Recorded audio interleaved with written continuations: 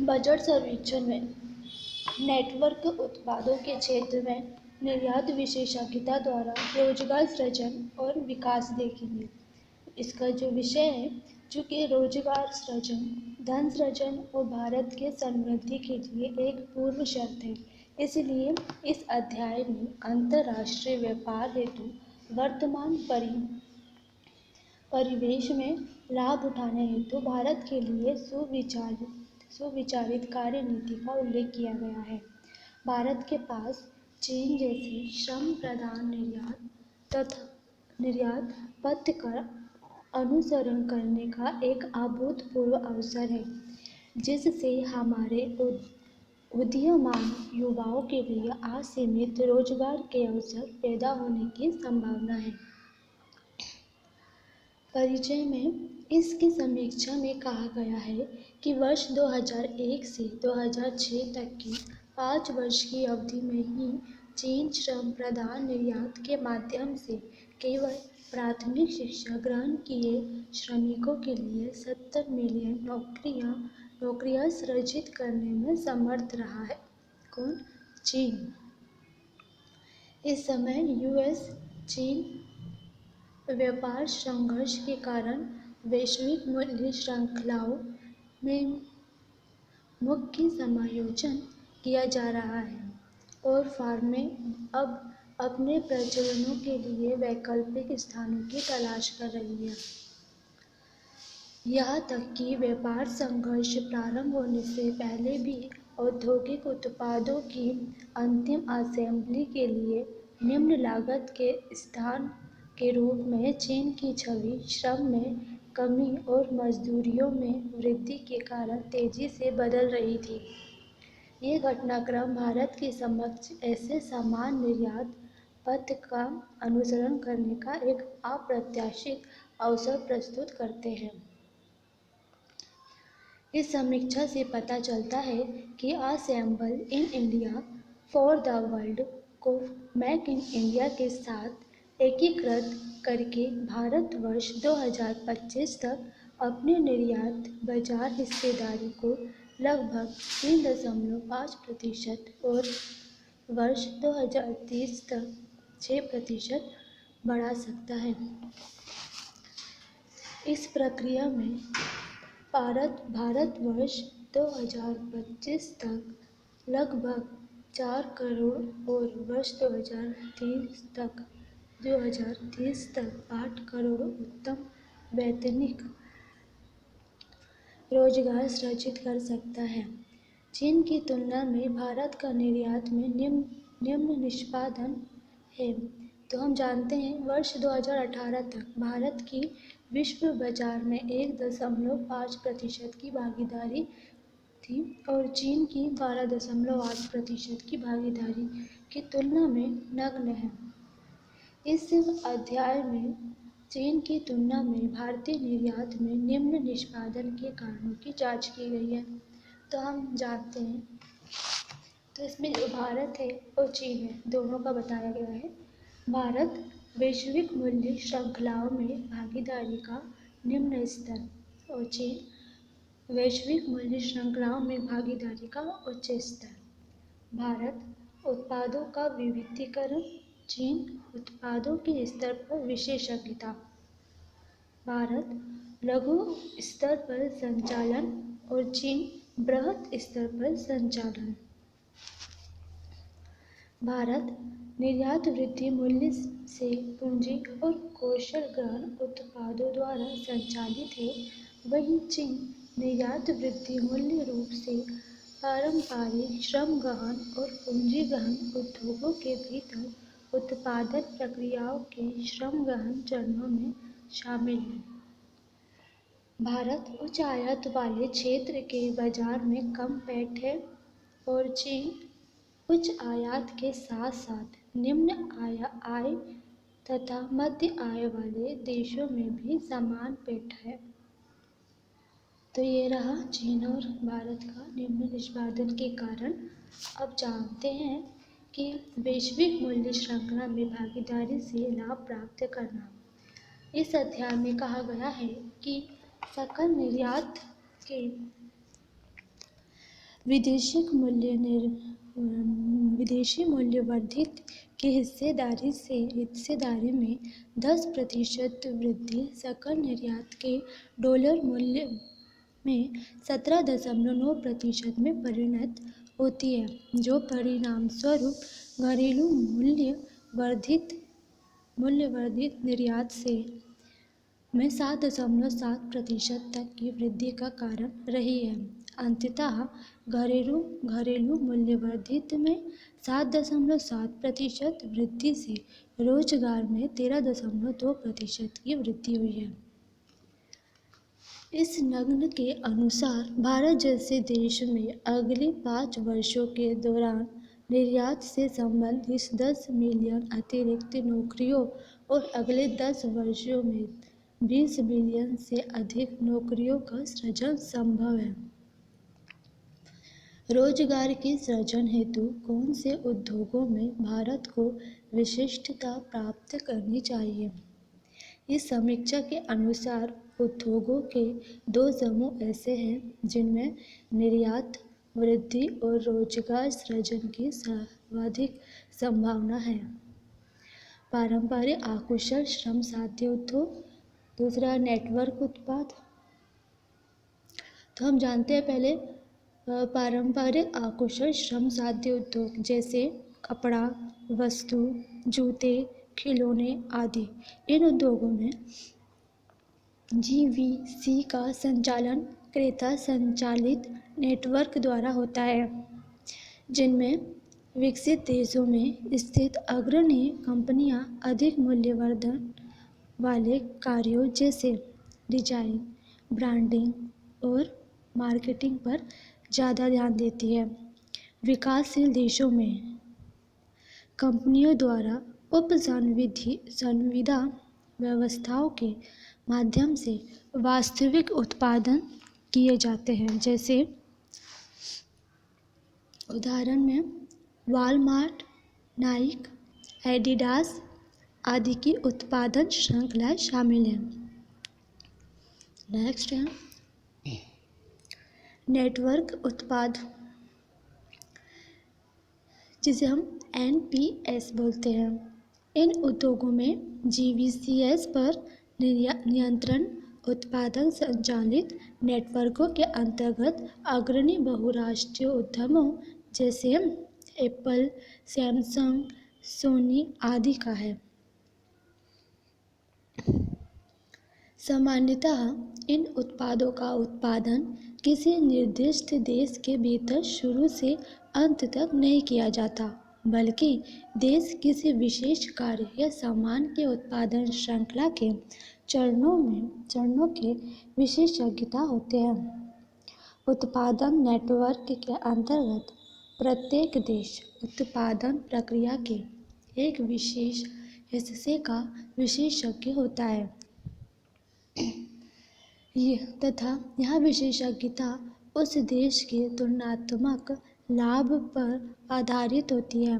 श्रमिक बहुलता वाले देश जैसे चीन उत्पादन के कम कुशल श्रम साध्य प्रक्रिया यथा असेंबल करने के विशेषज्ञ होते हैं। NPS के उदाहरणों में कंप्यूटर, इलेक्ट्रॉनिक और विद्युत उपकरण, दूरसंचार उपकरण, सड़क वाहन आदि शामिल हैं। वर्ष 2018 में विश्व निर्यात में NPS की हिस्सेदारी लगभग 30% थी। NPS को 2 मुख्य उपकोटियों में विभाजित किया गया है: पार्ट्स एंड कंपोनेंट्स P&C और असेंबल एंड प्रोडक्ट्स AEP। अत्यधिक श्रम गहन है, जो जनसाधारण के लिए रोजगार प्रदान कर सकता है, जबकि P&C के घरेलू उत्पादन से उच्च कौशल युक्त रोजगार उत्पन्न हो सकते हैं। नेटवर्क उत्पाद नेटवर्क उत्पाद भारत के संदर्भ में अध्ययन। इस अध्याय में बताया गया है कि भारत के निर्यात बास्केट में एनपीएस का शेयर बहुत कम वर्ष 2018 में 10% है। इसके विपरीत चीन, जापान एवं कोरिया के कुछ राष्ट्रीय उत्पादों में इनका हिस्सा लगभग आधा है। इसके अतिरिक्त प्रमुख एशियाई देशों के मध्य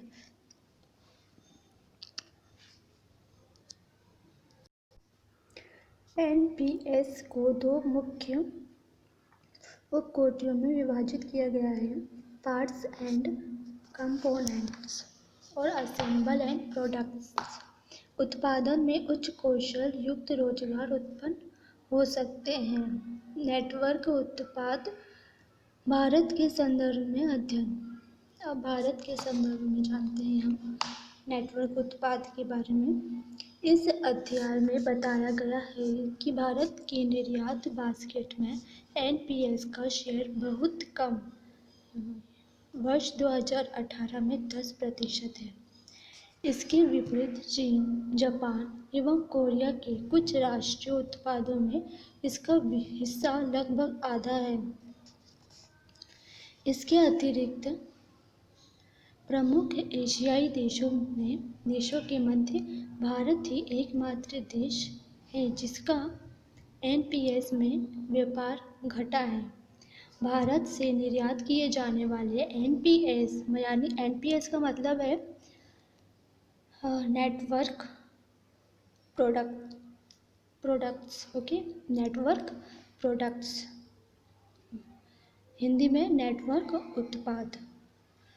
तो भारत में निर्यात किए जाने वाले एनपीएस की मुख्य श्रेणी रोड व्हीकल्स है, जिनकी वर्ष 2018 की कुल निर्यात में 4.9% की हिस्सेदारी है।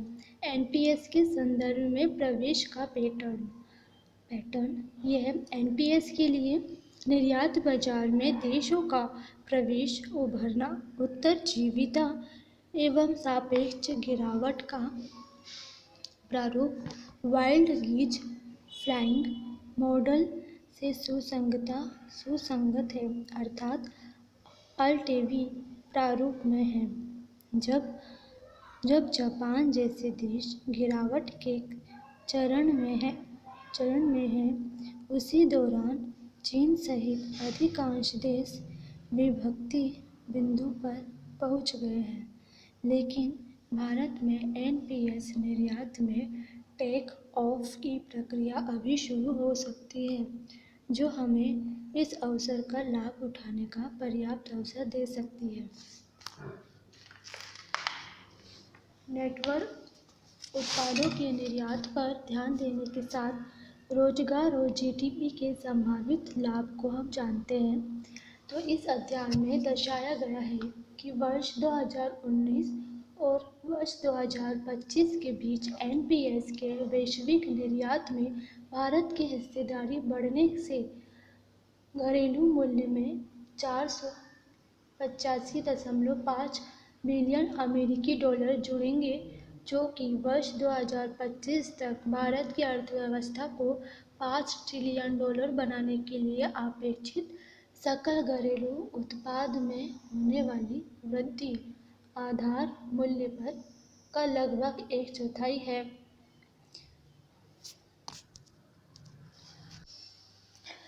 मुक्त व्यापार समझौते, फ्री ट्रेड एग्रीमेंट, जिसे हम FTAs कहेंगे, तो भारत ने वर्ष 1993 और 2018 के मध्य विभिन्न देशों के साथ 14 FTAs पर हस्ताक्षर किए हैं। इन FTAs की प्रभावकारिता पर प्रकाश डालते हुए यह समीक्षा दर्शाती है कि व्यापार संतुलन में परिप्रेक्ष्य से भारत ने विनिर्मित उत्पादों के संदर्भ में व्यापार अधिशेष में प्रति वर्ष 0.7% तथा कुल व्यापारिक माल के संबंध में व्यापार अधिशेष में प्रति वर्ष 2.3% का लाभ स्पष्ट तौर पर प्राप्त किया है। भावी परिदृश्य अपेक्षाकृत निम्न कौशल वाली व्यापक जनशक्ति को देखते हुए भारत की वर्तमान आर्थिक क्षमता एनपीएस की असेंबली में अधिक निहित है। पार्ट्स एंड कंपोनेंट्स का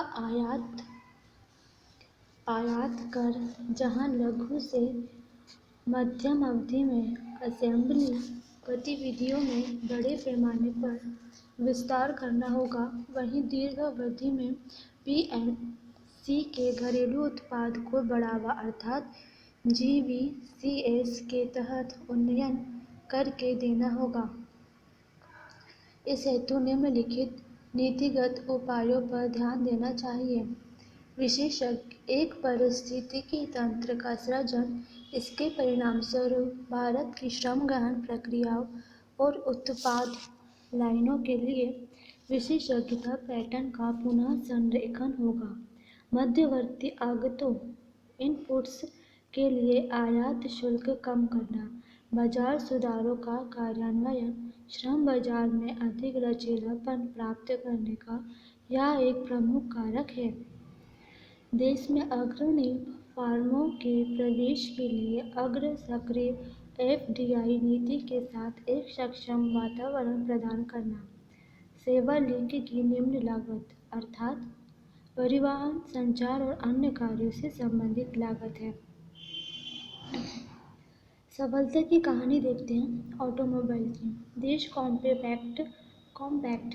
कॉम्पैक्ट कारों के असेंबल के लिए एक प्रमुख केंद्र के रूप में उभरा है। पूरी तरह से निर्मित इकाइयों के संदर्भ में भारत का निर्यात वर्ष 2001 के लगभग 225 मिलियन अमेरिकी डॉलर से बढ़कर वर्ष 2017 में 8.8 मिलियन अमेरिकी डॉलर हो गया, जबकि इन वर्षों के मध्य इनके भागों और सहायक उपकरणों का निर्यात 408 मिलियन अमेरिकी डॉलर से बढ़कर 5.5 मिलियन अमेरिकी डॉलर हो गया। दूसरी ओर इसी अवधि के दौरान असेंबल किए गए वाहनों के आयात की तुलना में इनके भागों और उपकरणों का आयात काफ़ी तेजी से बढ़ा।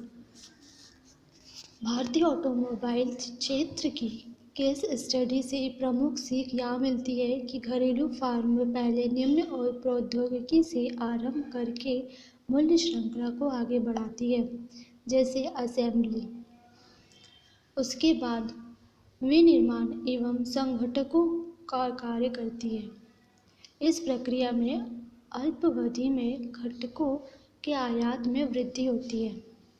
मोबाइल फ़ोन वर्ष 2018 में भारत वियतनाम को पीछे छोड़कर चीन के बाद मोबाइल फ़ोन का दूसरा सबसे बड़ा विनिर्मित बन गया। विश्व में 11% हिस्सेदारी भारत के पास है।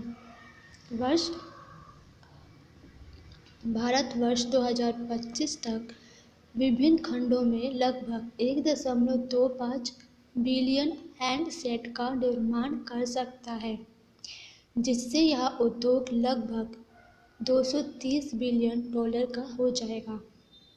वर्ष 2013 से 2017 के मध्य भारत के टेलीकॉम हैंडसेट का आयात 4.47 बिलियन अमेरिकी डॉलर से घटकर 3.31 बिलियन अमेरिकी डॉलर हो गया था तथा टेलीकॉम पार्ट्स का आयात 1.34 बिलियन अमेरिकी डॉलर से बढ़कर 9.41 बिलियन अमेरिकी डॉलर हो गया। इसी अवधि में टेलीकॉम हैंडसेट के निर्यात में पिछले 3 वर्षों के दौरान महत्वपूर्ण वृद्धि दर्ज की गई। टेलीकॉम हैंडसेट के असेंबली केंद्र के रूप में भारत की उपस्थिति इस पैटर्न से सुसंगत है। तो यह हमारा नेटवर्क उत्पादों के क्षेत्र में निर्यात विशेषज्ञता द्वारा रोजगार सृजन और विकास के बारे में हमारा पूरी डिटेल में हमें समझाया गया है। तो यह था बजट सर्वेक्षण के अंतर्गत। अब हम जो नेक्स्ट पढ़ेंगे वो रहेगा भारत में व्यवसाय को सुगम बनाने का लक्ष्य।